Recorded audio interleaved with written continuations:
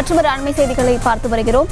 அமைச்சர் ராஜகண்ணப்பனுக்கு உயர்கல்வித்துறை கூடுதலாக ஒதுக்கீடு செய்யப்பட்டிருக்கிறது. அமைச்சர் ராஜகண்ணப்பனுக்கு உயர்கல்வித்துறை கூடுதலாக ஒதுக்கீடு செய்யப்பட்டிருக்கிறது. அமைச்சர் ராஜகண்ணப்பனுக்கு உயர்கல்வித்துறை கூடுதலாக ஒதுக்கீடு செய்யப்பட்டிருக்கிறது. அது தொடர்பான அண்மை செய்திகளை பார்த்து வருகிறோம். உயர்கல்வித்துறை பொறுப்பை வகித்து வந்த அமைச்சர் பொன்முடி அமைச்சர் பதவியை இழந்த நிலையில் தற்போது அமைச்சர் ராஜகண்ணப்பனுக்கு உயர்கல்வித்துறை கூடுதலாக ஒதுக்கீடு செய்யப்பட்டிருக்கிறது. ஆளுநர் RN ரவிக்கு முதலமைச்சர் மு க ஸ்டாலின் கடிதம் வாயிலாக இந்த செய்தியை அனுப்பியிருக்கிறார். அது தொடர்பான அண்மை செய்திகளை பார்த்து வருகிறோம். பொன்முடி வசம் இருந்த உயர்கல்வித்துறையை ராஜகண்ணப்பனுக்கு கடிதம் வாயிலாக முதலமைச்சர் வழங்க கோரி கோரிக்கை விடுத்திருக்கிறார். மேலும் விவரங்களை கொடுப்பதற்காக செய்தியாளர் ராஜேஷ் இணைப்பில் இருக்கிறார். அவரிடம் பேசலாம். ராஜேஷ், தற்போது ராஜகண்ணப்பனுக்கு கூடுதலாக தற்போது உயர்கல்வித்துறை பொறுப்பு ஒதுக்கீடு பண்ணியிருக்காங்க. இது தொடர்பான விவரங்கள். வணக்கம். தற்போது மிக ஒரு முக்கியமான அறிவிப்பு வெளியிடப்பட்டிருக்கின்றது. அதாவது அமைச்சர் ராஜகண்ணப்பனுக்கு கூடுதல் பொறுப்பாக உயர்கல்வித்துறை வழங்கப்பட்டிருக்கின்றது. ஏற்கனவே பொன்முடி உயர்கல்வித்துறை அமைச்சராக இருந்து வந்தார். இந்த நிலையிலே அவர் மீது தொடரப்பட்ட அந்த வழக்கு மற்றும் தீர்ப்பின் காரணமாக அவரிடம் இருந்த உயர்கல்வித்துறை அமைச்சர் என்ற பொறுப்பானது ரத்து செய்யப்பட்டிருக்கின்றது. எனவே அவருடைய சட்டமன்ற உறுப்பினர், அமைச்சர் உள்ளிட்ட பொறுப்புகள் எல்லாம் ரத்தாகி இருக்கக்கூடிய நிலையில தற்போது அமைச்சர் ராஜகண்ணப்பன் தற்போது உயர்கல்வித்துறையை சேர்த்து கவனிப்பார் என்று தெரிவிக்கப்பட்டிருக்கிறது. அமைச்சர் ராஜகண்ணப்பனை பொறுத்தவரையில் ஏற்கனவே அவர் வகித்து வரக்கூடிய பதவி என்பது கதர் கிராம தொழில் வாரிய அமைச்சராக அவர் தற்போது இருந்து வருகின்றார். இந்த நிலையிலே தற்போது அவருக்கு கூடுதல் பொறுப்பாக இந்த உயர்கல்வித்துறை பொறுப்பு என்பது இருந்து வருகின்றது.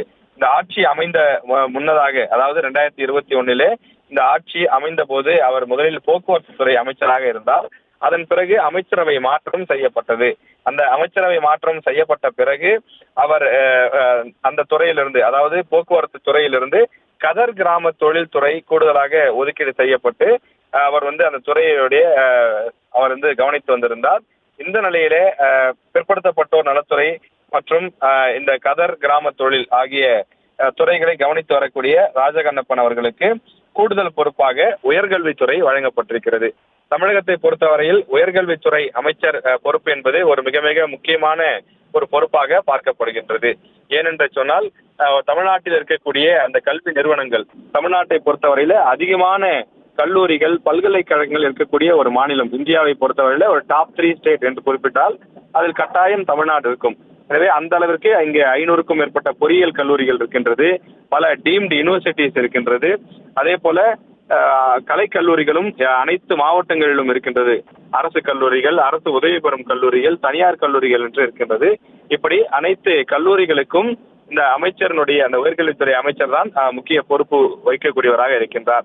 அது மட்டும் இல்லாமல் தமிழக அரசின் கட்டுப்பாட்டில் 13 அரசு பல்கலைக்கழகங்கள் இருக்கின்றது.